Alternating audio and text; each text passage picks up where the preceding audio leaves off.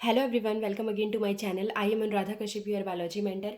आज मैं आपको यूनिट 5th करवाने वाली हूँ, जो कि हमारी 12th क्लास का एक पूरी कंप्लीट यूनिट है इकोलॉजी के रिलेटेड। एंड अब तक मैंने यूनिट 4 तक कंप्लीट करवा दिया है। अगर आप एक बार प्लेलिस्ट चेक करते हो मेरे चैनल पर जा करके, तो आपको यूनिट 4 तक मेरी सारी जो कंप्लीट वीडियोज़ हैं वो मिल जाएंगी। एंड हर वीडियो के अंदर मैंने यूनिट 1, 2, 3 जो है पूरा पूरा कवर कराया है, तो एक बार आप जा करके देख लीजिए। And these are just for the quick revision. अगर आप डिटेल में नहीं जानते हो अभी, तो शायद ये आपके लिए उतनी बेनिफिटेड ना रहे, बट फिर भी कुछ तो समझ आ ही जाएगा। बट स्टिल जो बच्चे क्विक रिवीजन चाहते हैं वो इनके लिए जा सकते हैं, है ना। जैसे ड्रॉपर हो गए, या फिर जिनको 12th के बारे में नॉलेज है, जिनका अच्छा खासा हुआ है।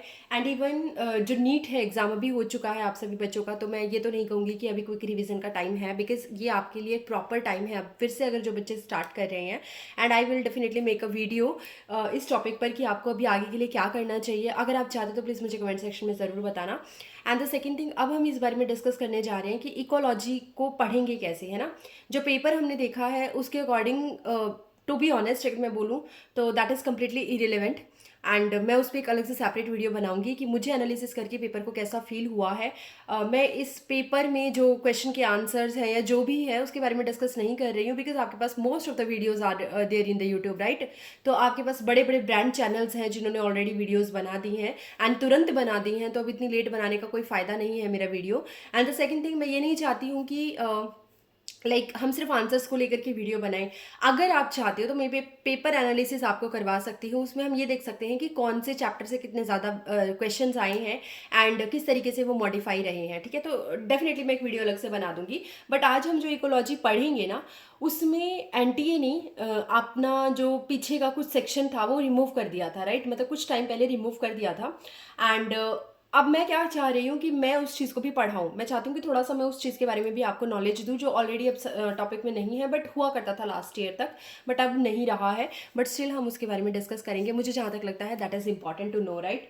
एंड उसके अलावा मैं आपको एक एडवाइस देना चाहूँगी कि आप ना साइंटिस्ट के बारे में भी जानो। एंड उसके रिगार्डिंग भी मैं क्या करूँगी, एक प्रॉपर पूरी की पूरी वीडियो बनाऊँगी जिसमें मैं सारे साइंटिस्ट से रिलेटेड जितनी भी एक्स्ट्रा इन्फॉर्मेशंस हैं या जो भी इंपॉर्टेंट इन्फॉर्मेशंस है I will give you. And उसमें हम ये देखेंगे कि किस तरीके से, जो जैसे आपकी बार क्वेश्चन आ गया था ना रिडक्शनिस्ट अप्रोच वाला, फिजियोकेमिकल अप्रोच वाला, तो उसके बारे में देखेंगे कि क्या क्या क्वेश्चन बनने की प्रोबेबिलिटी है, फ्रॉम विच साइंटिस्ट, एंड क्या उनका नाम है, सब कुछ उसके बारे में हम डिटेल में देखेंगे। जैसे इकोलॉजी की अगर हम बात करते हैं तो प्रोफेसर रामदेव मिश्रा की हम बात कर लेते हैं। एंड अब की बार नीट में रामदेव मिश्रा के ऊपर क्वेश्चन आया था, इसीलिए it becomes very important for you to know कि हमें क्या पढ़ना है और क्या नहीं पढ़ना है। And I will make a strategy video for you, कि जिसमें आप ये देखोगे कि आपको किस तरीके से तैयारी करनी है। I will tell you about everything, मैं आपको हर चीज़ बताऊंगी। एंड प्लीज़ मेरे साथ थोड़ा सा कॉपरेट कीजिए। आज हम इकोलॉजी पढ़ने जा रहे हैं, तो इकोलॉजी में देखो हमारी लास्ट यूनिट में कहाँ तक हो चुका है, हमने ऑलमोस्ट यहाँ तक डन कर लिया था। बायोटेक्नोलॉजी एंड इट्स एप्लीकेशन तक हम ऑलरेडी कर चुके थे। लास्ट वाली वीडियो में जो मेरी 4th यूनिट की वीडियो है biotechnology and its application related, मैंने दोनों का कवर करा दिया था। आज हम इस टॉपिक पे पढ़ेंगे organism and population, ecosystem and biodiversity and conservation, because अब की बार भी इकोलॉजी का वेटेज बहुत बहुत बहुत हाई रहा है। तो हम सेम चीज़ अब करेंगे, इकोलॉजी पे हम थोड़ा सा फोकस करेंगे। और मैंने पहले ही कहा जो चीज़ अब नहीं है, मतलब जो चैप्टर में टॉपिक नहीं है, मैं उनको भी थोड़ा थोड़ा स्टडी करवाऊंगी। तो चलिए let's start with the topic organism and population. So these are the flash cards जिनके थ्रू मैं आपको समझा रही हूँ ये चीज़ें। एंड ऑर्गेनिज्म एंड पॉपुलेशन की जब हम बात करते हैं बेटा, तो यहाँ पे सबसे पहले आप डील किस चीज़ से कर रहे हो, राइट। मतलब आपको पता होना चाहिए when you are talking about the ecology, so we are going to deal with what.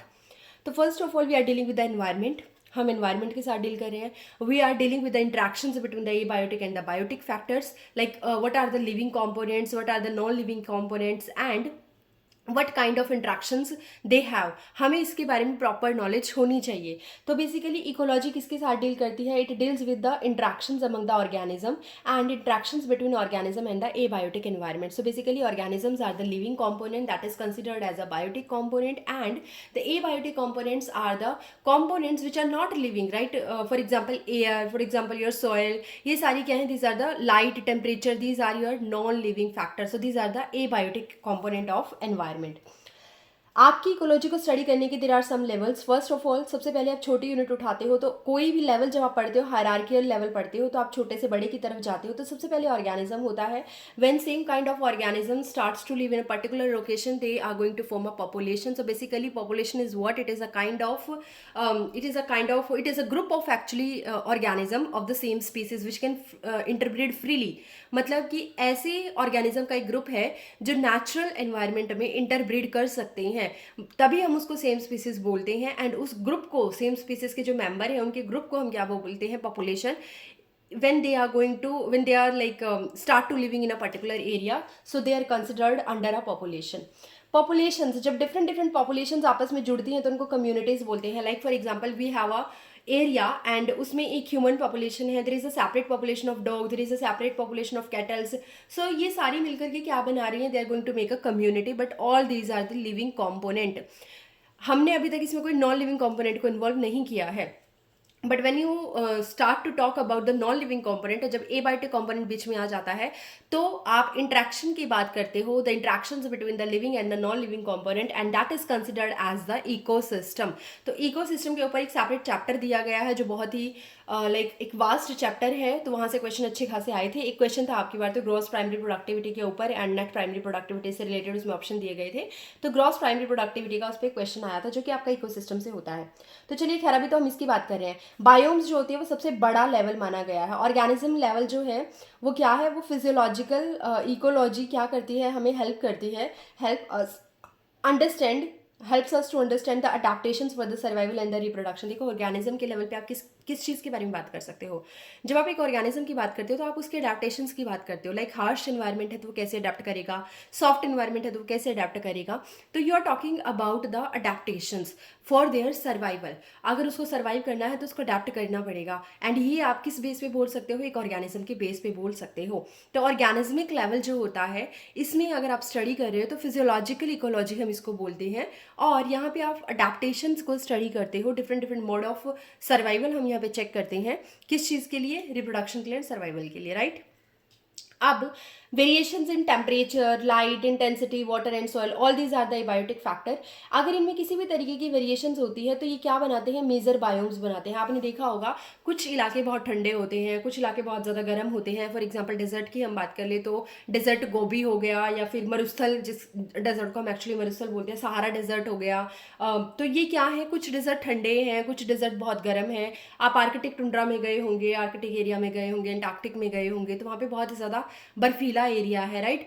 तो ये जो है ना, ये कौन डिसाइड कर रहा है, the climate is decided by the abiotic factor, कि आपका वहाँ टेम्परेचर कैसा होना है, वहाँ पे सोइल कैसी होनी है, पीएच कैसी होनी है।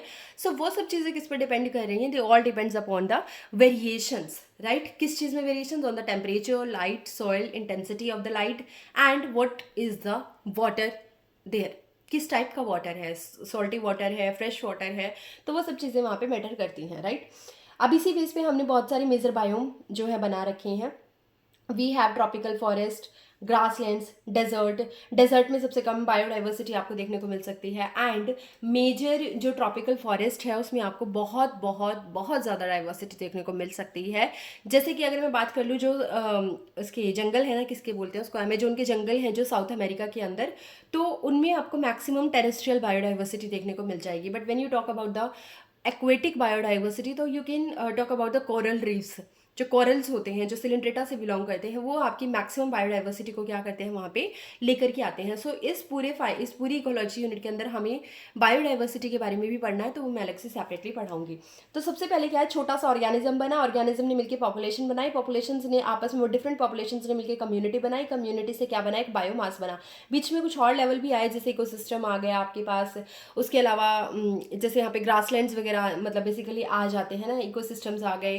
तो ये सारी चीज़ें क्या आई हैं यहाँ पे, एक एक करके हमने लेवल को इन्हेंस करना शुरू कर दिया।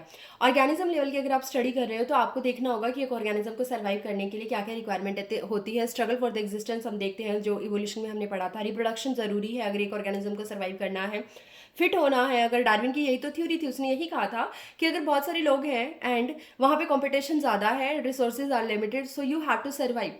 कैसे सर्वाइव करोगे, रिप्रोडक्टिवली फिट होकर के, तभी नेचर आपको सेलेक्ट करेगी, otherwise nature will eliminate you. तो उनका कंसेप्ट ही यही था। तो reproduction is a very important factor अगर आपको सर्वाइव करना है किसी एनवायरनमेंट के अंदर। क्लियर?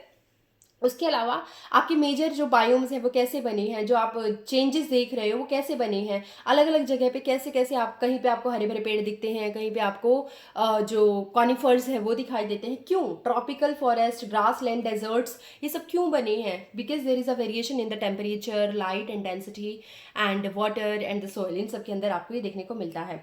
इसके अलावा लोकल वेरिएशंस की जब आप बात करते हो तो डिफरेंट टाइप की हैबिटेट्स बन जाते हैं। जैसे कुछ ऑर्गेनिज्म बिल के अंदर रहते हैं, bill in the sense burrowing होते हैं वो, है ना, मतलब कि मिट्टी के अंदर जाकर के रहते हैं। कुछ प्लांट्स के ऊपर रहते हैं, तो दे आर एरियल बेसिकली। तो वो क्या है, उनका वेरिएशंस, वेराइटी ऑफ हैबिटेट है, वेरिएशंस इन अडेप्टेशंस। जैसे जैसे वो अडेप्ट करते चले जाते हैं उसी अकॉर्डिंग का उनका हैबिटेट बन जाता है। इसको हम लोकल वेरिएशंस के अंदर काउंट करते हैं। What is niche actually?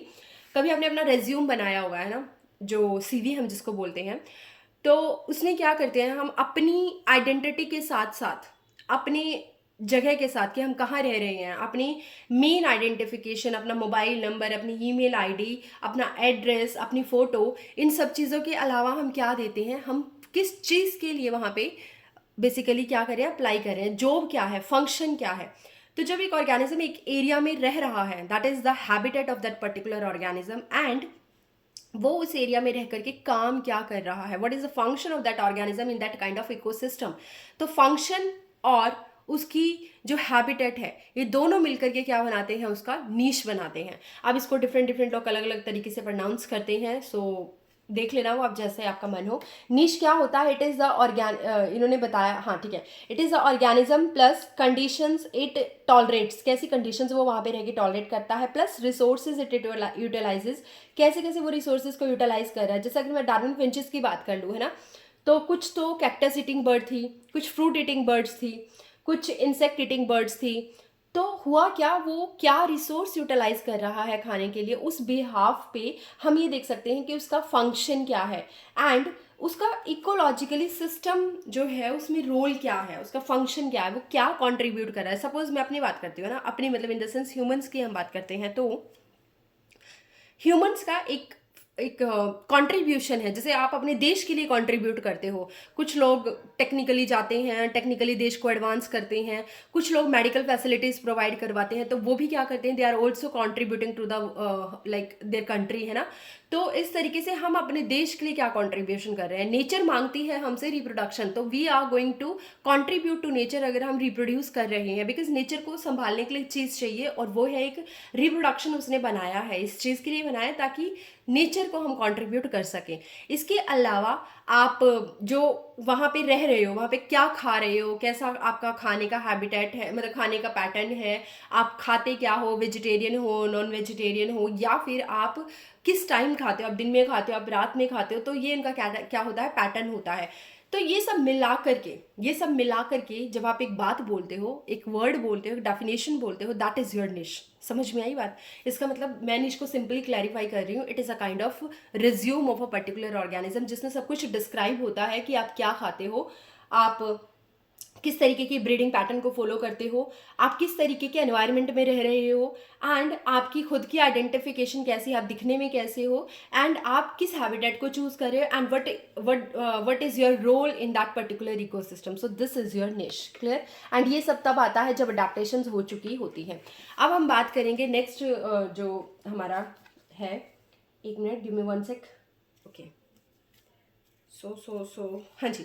अब हम बात करें एबायोटिक फैक्टर्स की। So these are the abiotic factors, जिसमें बहुत सारे ना अलग अलग इफेक्ट्स आते हैं। जैसे for example first is the temperature effect. तो टेम्परेचर इफेक्ट में क्या है, kinetics of enzyme, metabolical activity, physiological function. देखो इसमें बहुत ही ना क्लैरिफाई नहीं की गई है, जिसे मैं आपको डिटेल में थोड़ा बताना चाहूँगी। जब हम बात करते हैं एबायोटिक फैक्टर की, we are talking about the different factors.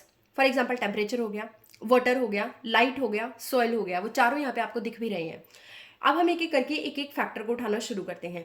Temperature के इफेक्ट की जब हम बात करते हैं तो वहाँ पे हम देखते हैं कि टेम्परेचर हमारे ऊपर क्या क्या इम्पैक्ट डालता है।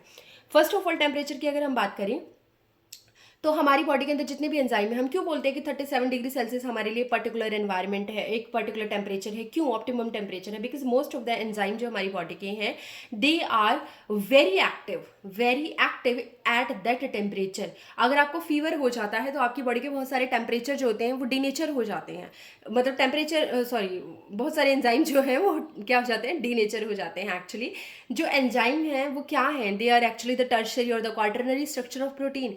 तो अगर आप एंजाइम को ज़्यादा टेम्परेचर दे दोगे तो उसकी टर्शियरी और क्वार्टरनरी स्ट्रक्चर में क्या इंपैक्ट आएगा, वो फोल्डेड जो है वो अनफोल्ड होना शुरू हो जाएगी, उसमें जो एक्टिव साइड्स है वो नहीं बनेगी, सबस्ट्रेट को प्रॉपर बाइंड नहीं कर पाएगी और आपका प्रोडक्ट नहीं बनेगा। इसीलिए जब किसी को फीवर होता है तो डाइजेस्टिव एंजाइम जो होते हैं, जो प्रोटीन्स होती हैं, वो क्या करती हैं, उनका स्ट्रक्चर खराब होने लगता है और उस वजह से वो प्रॉपरली खाने को डाइजेस्ट नहीं कर पाती और आपको भूख लगना भी बंद हो जाती है फीवर के अंदर।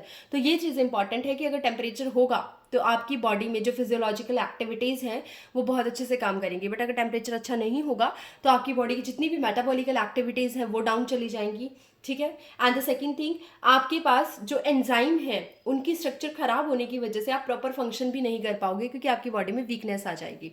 That's why temperature is very important. But there are some organism जो एक ब्रॉड रेंज टेम्परेचर वेरिएशंस को क्या कर सकते हैं, टॉलरेट कर सकते हैं। देयर आर सम ऑर्गेनिज्म जो बहुत ही कम टेम्परेचर वेरिएशंस को टॉलरेट कर सकते हैं। जैसे सपोज अपनी बात अगर हम करते हैं तो हम तो होमोथर्मस हैं। होमोथर्मल का मतलब होता है हमारी बॉडी का टेम्परेचर 37 ही रहता है, what ever is the temperature outside.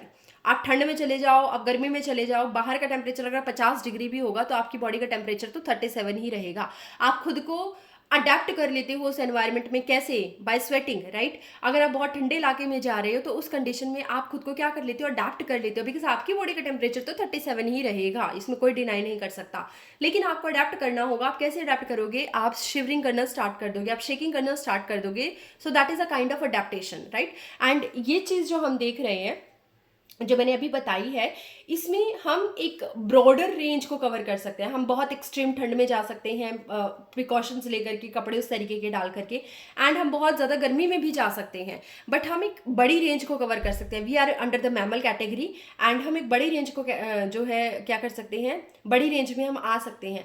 तो यहाँ पे दो तरीके की रेंज होती है। एक तो आप अगर बड़ी रेंज को क्या कर सकते हो, टॉलरेट कर सकते हो, एक आप छोटी रेंज को टॉलरेट कर सकते हो। अगर आप बड़ी रेंज को टॉलरेट कर सकते हो तो आपको बोला जाता है यूरीथर्मल। अगर मैं टेम्परेचर के रिस्पेक्ट में बोलूँ, यूरेथर्मल, यूरे वर्ड जो है वो ब्रॉड के लिए लगाया जाता है। अगर आप नैरो रेंज टेम्परेचर को ही क्या कर पा रहे हो, स्टेनोथर्मल उसको बोलेंगे, जो नैरो रेंज टेम्परेचर को टॉलरेट कर पाता है। जैसे कि मान लीजिए अगर मेरा बॉडी का टेम्परेचर 37 था और है मतलब कि, और बाहर का टेम्परेचर सपोज कर लेते हैं 38 हो गया, 38 तक मैंने सर्वाइव किया, लेकिन 39 होते ही मुझे प्रॉब्लम हो गई, तो मैं एक छोटा रेंज कवर कर रही हूँ। अगर बाहर का टेम्परेचर 36 हो गया तो ठीक है, दैट्स लाइक ठीक है, वी कैन टॉलरेट दैट, है ना। बट अगर 35 हो गया तो अगर मैं नहीं कर पा रही हूँ उसको टॉलरेट, मतलब मेरा रेंज क्या है, मेरा रेंज सिर्फ 35 to 38 है। समझ में आई बात? 36 टू एक्चुअली 38 है, तो that is a narrow range. But अगर मान लीजिए बाहर का टेम्परेचर 45 है, बाहर का टेम्परेचर 50 है, एंड आई एम लाइक ठीक है, आई कैन टॉलरेट। मैं 37 वाली एक फीमेल, मैं किसको टॉलरेट कर पा रही हूँ? 50 डिग्री सेल्सियस टेम्परेचर को टॉलरेट कर पा रही हूँ। मैं 37 डिग्री वाली फीमेल किसको टॉलरेट कर पा रही हूँ? मैं -2 डिग्री, -1 डिग्री तक को टॉलरेट कर पा रही हूँ। इसका मतलब मैं एक ब्रॉडर रेंज को कवर कर रही हूँ, इसका मतलब मैं एक यूरीथर्मल हूँ। बट बहुत सारी चीज़ें हैं, जो बहुत सारी एनर्जी एक्सपेंसेस है वो इसके अंदर लगती है। जो छोटे ऑर्गेनिज्म होते हैं वो इतना एनर्जी एक्सपेंस नहीं कर पाते, इसीलिए वो क्या हो जाते हैं, they are stenothermal, we are eurythermal. हम हाई रेंज को क्या कर सकते हैं, टॉलरेट कर सकते हैं। अब ये फैक्टर वाला पॉइंट पूरा हटा दिया है एंटी ने, तो मैं तो बताऊंगी, जिसका मन हो देख लीजिएगा, अदरवाइज आप स्किप कर सकते हो इस पोर्शन को। आगे मतलब आगे जब मैं बता दूंगी, टाइमलाइन लिख दूंगी नीचे, आप वहाँ पे जा सकते हैं। A specific temperature is very important for certain organism and mango trees can not grow in temperate countries. आपको ये पता होना चाहिए कि कुछ टेम्परेचर रेंज ऐसी होती है जहाँ पे पर्टिकुलर काइंड की क्रॉप ही ग्रो कर पाती है। जैसे कि अगर हम बात करें किसकी, अगर हम बात करते हैं मैंगो ट्री की, तो वो कहाँ पे ग्रो कर सकता है, टेम्परेट कंट्रीज में। टूना फिश जो है वो rarely caught beyond tropical latitude. अगर आप अर्थ को देखते हो तो यहाँ पे एक लैटिट्यूडनल हाइनेस है, एक एल्टीट्यूडनल हाईनेस होती है। इक्वेटर 0 डिग्री पे है, आप उससे ऊपर ऊपर जाते चले जाओ तो 20 डिग्री का डिफरेंस लेकर अगर आप जा रहे हो एंगल के रिस्पेक्ट में, तो that is the latitudinal difference. But अगर आप एक हाइट के साथ जा रहे हो तो that is your altitudinal difference, right. तो बेसिकली आप जब हर एंगल पे चेंज करके जाते हो 20 डिग्री, 40 डिग्री, 60 डिग्री, 80 डिग्री, तो जब आप चेंज कर रहे हो तो ऑर्गेनिज्म भी अकॉर्डिंगली चेंज हो रहा है एंड एक पर्टिकुलर रेंज के बाहर आपको दूसरे ऑर्गेनिज्म नहीं मिल पाते। ये एक रिस्ट्रिक्टेड डिस्ट्रीब्यूशन है जो कि इवोल्यूशन चैप्टर में पढ़ाया जाता है। एंड यहाँ पे हमें एक चीज़ सीखने को मिली कि मैंगो ट्री जो है वो टेम्परेट कंट्रीज में ग्रो नहीं कर पाते। एंड जो टूना फिश है वो आपको कभी ही ऐसा हुआ होगा कि ट्रॉपिकल लैटिट्यूड के अलावा कहीं और पकड़ने को मिली हो। क्लियर? तो ये बहुत इंपॉर्टेंट फैक्टर है। अब हम बात करते हैं what are the effects of water, which is again a biotic factor. तो ये वाटर के लिए क्या इंपॉर्टेंट है? For aquatic life the quality of water is utmost important. अगर कोई ऑर्गेनिज्म मेराइन वाटर में रहता है, मेराइन बोल दीजिए, मरीन बोल दीजिए, आपकी मर्जी, तो जो जैसे एनवायरनमेंट में रह रहा है उसको हम बोलेंगे कि वो वैसे ही अडेप्ट है ना। अगर मैं एक मेराइन वाटर वाली फिश को निकाल के फ्रेश वाटर के अंदर ला करके रख दूं, क्या वो सर्वाइव कर पाएगी? नहीं। ऑस्मोलैरिटी का फर्क हो जाएगा एंड उसकी बॉडी से क्या होना शुरू हो जाएगा, उसकी बॉडी के अंदर पानी भरना शुरू हो जाएगा, उसकी डेथ हो जाएगी। अगर मैं फ्रेश वाटर वाली एक फिश को उठा करके मेराइन वाटर के अंदर रख देती हूँ तो क्या होगा? उसकी भी डेथ हो जाएगी। क्यों होगी? क्योंकि उसकी बॉडी से सारा वाटर लॉस हो जाएगा, बाहर सॉल्टी कंडीशन है। तो ये ऑस्मोलैरिटी का फर्क हो जाता है, इसीलिए it is a most important factor for a organism to survive. यहाँ पे सॉल्ट की concentrations are very very important. What is like pH of the water, what is the salinity, we can say क्या salinity है उसकी, इसके बारे में हम बात कर सकते हैं। तो जो ऑर्गेनिज्म वाइड रेंज की सैलिनिटी, सेम चीज आएगी, जो ऑर्गेनिज्म वाइड रेंज की सैलिनिटी को टॉलरेट कर सकते हैं दे आर यूरोहेलाइन। हेलाइन वर्ड हम किसके लिए लगाते हैं? सैलिनिटी के लिए लगाते हैं। यूरे मतलब broader range, narrow range of salinities जो स्टेनोहेलाइन होंगे, ठीक है। तो ऑर्गेनिज्म विद दैट टॉलरेट। अब लाइट के इफेक्ट की बात करते हैं तो there are many plants which depends on the sunlight to meet their photoperiodic requirements. देखो, photosynthesis is a basic criteria जिसके लिए लाइट का होना बहुत ज़रूरी है। बिकॉज आपको मैं 11th क्लास में पढ़ाऊंगी, डार्क रिएक्शंस चलती हैं, C3 साइकिल चलती है, C4 साइकिल चलती है, तो वो सब चलती जब है ना तो उनके लिए लाइट की इंपॉर्टेंस बहुत इंपॉर्टेंट होती है एक्चुअली, लाइट उस टाइम पे। बट इसके अलावा भी प्लांट को मूवमेंट करने के लिए, फोटो पीरियोडिक मूवमेंट जिसको हम बोलते हैं, उसके लिए भी लाइट की इंपॉर्टेंस चाहिए होती है, लाइट इंपॉर्टेंट होती है। ऑक्सीजन हार्मोन की वजह से फोटो पीरियोडिक मूवमेंट होती है जिसको हम 11th क्लास में पढ़ेंगे।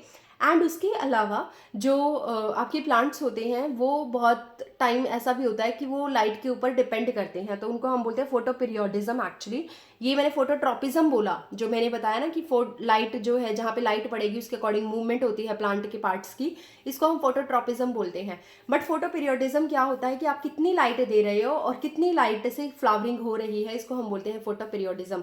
तो we have different kind of plant, we have like long day plant, we have short day plants, we have day neutral plant, for example tomato is a day neutral plant। तो यहाँ पे ना बहुत सारी dependence है light के ऊपर भी। for many animals for many animals light intensity and the duration photo period is a clue for timings of their reproductive and the migratory activities। इससे उसको पता चलता है कि उसको फ्लावरिंग कैसे करनी है ना, मतलब कि फ्लावरिंग कब करनी है। तो वो फोटो पीरियोडिज्म से हमें समझ आता है कि कितनी देर तक लाइट आई है हमारे पास, कितनी कम लाइट आई है, उसके बिहाफ पे प्लांट डिसाइड करता है कि उसकी फ्लावरिंग का पीरियड आया है या नहीं। अगेन जो यहाँ पे फैक्टर है that is the soil effect. Soil का इंपॉर्टेंट रोल है, जैसे कंपोजिशन क्या है सॉइल की, ग्रेन साइज क्या है, कितने बड़े बड़े पत्थर हैं, छोटे पत्थर हैं, क्ले मिट्टी है, सैंडी सॉइल है, कैसी सॉइल है, लोमी सॉइल है, तो ये सब इंपॉर्टेंट है। And aggregation determine percolation rate and the water holding capacity of the soil. You know very well that जो क्ले होती है जो हम खिड़की वगैरह में लगा देते हैं चिपकने के लिए, स्कूल वगैरह में आपने देखी होंगी, तो ये जो क्ले होती है इसकी अच्छी खासी वाटर होल्डिंग कैपेसिटी होती है। बट जो सैंडी सॉइल होती है उसकी इतनी ज़्यादा वाटर होल्डिंग कैपेसिटी नहीं होती है, इसीलिए हम क्ले को ज़्यादा यूज़ करते हैं चिपकाने के मटेरियल के चिपकाने के लिए, और सैंडी सॉइल को उतना यूज़ नहीं करते क्योंकि ग्रेन साइज वेरी करता है एंड उसी अकॉर्डिंग सॉइल की जो होल्डिंग कैपेसिटी है वाटर के लिए वो भी वेरी करती है। उसके अलावा सॉइल की पीएच, सॉइल की उसके अलावा पीएच हो गई, टोपोग्राफी हो गई, mineral composition determine vegetation in a particular area. एक जो सॉइल है वो कितनी ज़्यादा पीएच है उसकी, क्या पीएच है एक्चुअली उसकी, एसिडिक है, अल्कलाइन है, न्यूट्रल है, टोपोग्राफी यानी कि वो एक एल्टीट्यूडनल जगह की सॉइल है, जैसे पहाड़ों वाली सॉइल है या फिर वो फील्ड वाली सॉइल है, तो वो मैटर करता है। एंड उसमें मिनरल की कंपोजिशन क्या है, उसी बेस पे पता चलेगा कि वेजिटेशन कैसी होनी है उस पर्टिकुलर एरिया के अंदर। तो ये हमारे एबायोटिक फैक्टर होते हैं।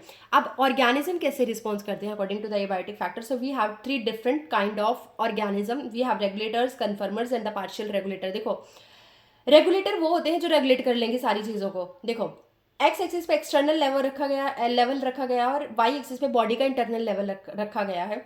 बाहर का कुछ भी एनवायरनमेंट का टेम्परेचर हो, अगर आपकी बॉडी का टेम्परेचर कांस्टेंट है तो दीज आर द रेगुलेटर।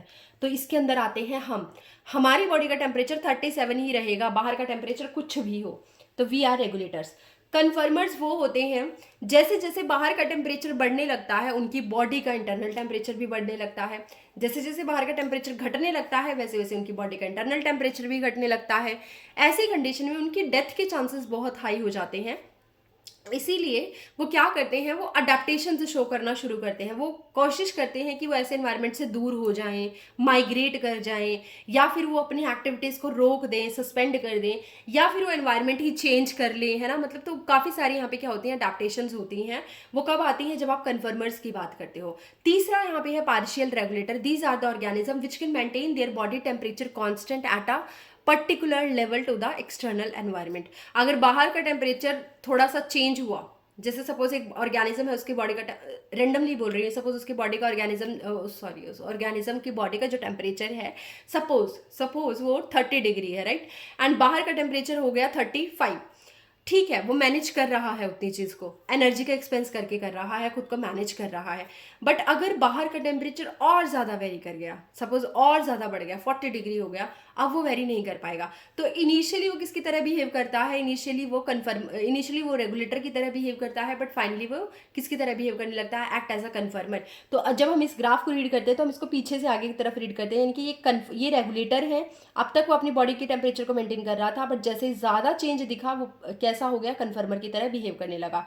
तो ये हो गए जैसे छोटे शूज़ वगैरह होते हैं, है ना, तो ये इसी तरीके के होते हैं, क्योंकि ये ज़्यादा ना, क्या कहते हैं उसको, एनर्जी खराब नहीं कर पाते अपनी।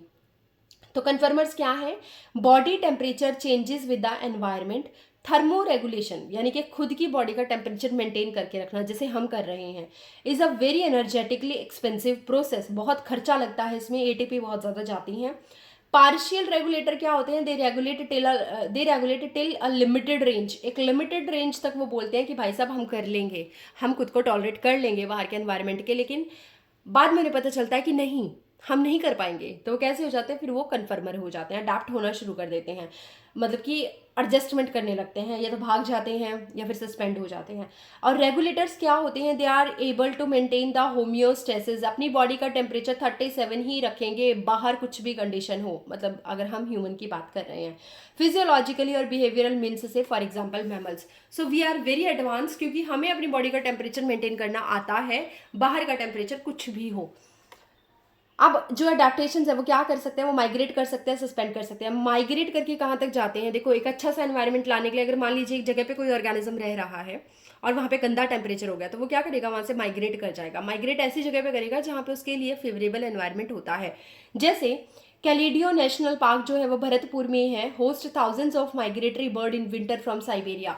तो साइबेरिया से विंटर में बहुत ज़्यादा, भरतपुर में बहुत ज़्यादा क्या आती हैं आपके पास, ये माइग्रेटरी बर्ड्स आती हैं जो यहाँ पे क्या करती हैं, स्टे करती हैं।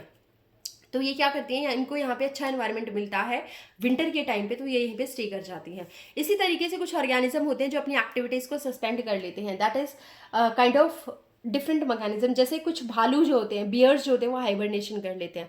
हाइबरनेशन होता है जब ठंड के एनवायरनमेंट में आप क्या कर जाते हो, गुफाओं के अंदर छिप जाते हो, इसको आप हाइबरनेशन बोलते हो। उसके अलावा कुछ फिशेज जो होती हैं, वो फ्रॉग हो गया, फिशेज हो गई, ये एस्टिवेशन शो करते हैं, यानी गर्मी के टाइम में छुप जाना, hiding themselves into the summer season, इसको आप क्या बोलते हो, एस्टिवेशन।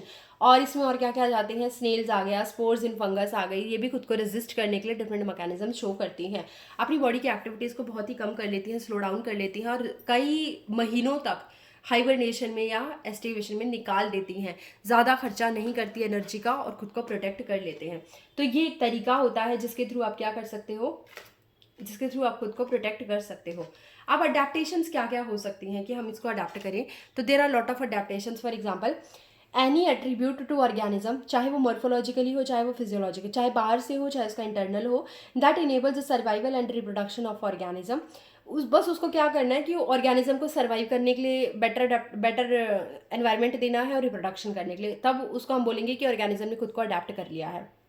जैसे जो कंगारू रैट होता है वो नॉर्थ अमेरिका के डेजर्ट्स में रहता है, एंड वो वहाँ पे पानी कम होगा, डेजर्ट में पानी कम होगा, तो वो अपनी वाटर की रिक्वायरमेंट को मीट करने के लिए क्या करता है, वो अपने जो बॉडी का फैट होता है उसको इंटरनल ऑक्सीडेशन के थ्रू उसको बीटा ऑक्सीडेशन के थ्रू क्या करता रहता है, डिस्ट्रॉय करता रहता है। Destroy in the sense break down करता है, और उससे निकलने वाले वाटर मॉलिक्यूल को यूज़ करता है अपनी डिमांड को पूरा करने के लिए। तो ये इंटरनल मैकेनिज्म हो गई। उसके अलावा प्लांट के अंदर सनकन स्टोमेटा होते हैं, थिक क्यूटिकल होती है जो डेजर्ट प्लांट होता है, ताकि वाटर का ज़्यादा इवेपोरेशन ना हो। ऑल्सो कैम पाथवे उनके अंदर रन करता है, crassulacean acid metabolic pathway run करता है, that closes stomata during the day time. अगर डे टाइम पे स्टोमेटा ओपन हो गए तो बहुत ज़्यादा पानी बाहर निकल जाएगा, और वहाँ तो पहले ही पानी की कमी है। तो ऐसी कंडीशन में वो क्या करते हैं, they start to adapt a mechanism, जिसके थ्रू वो कैम साइकिल को रन कराने लगते हैं, स्टोमेटा को बंद करा देते हैं दिन के टाइम में, और थिक क्यूटिकल कर लेते हैं, जैसे आपके कैक्टस वगैरह हो गए है ना, ये सारी चीज़ें करते हैं। उसके अलावा जो अपोन्शिया की लीव्स होती हैं वो भी क्या करती हैं, लीव्स एक्चुअली वो स्पाइन की फॉर्म में रिड्यूस हो चुकी हैं, और वहाँ पे जो स्टेम होता है वो किसकी तरह का बिहेव करने लगता है, फोटोसिंथेटिक ऑर्गन की तरह बिहेव करने लगता है, क्योंकि डेजर्ट में रहते हैं, वहाँ पे पानी की कमी है। अगर वो लीव्स वहाँ पे लीव्स की तरह बिहेव करेंगी तो सारा पानी उड़ जाएगा, फिर फ़ायदा क्या है, ठीक है।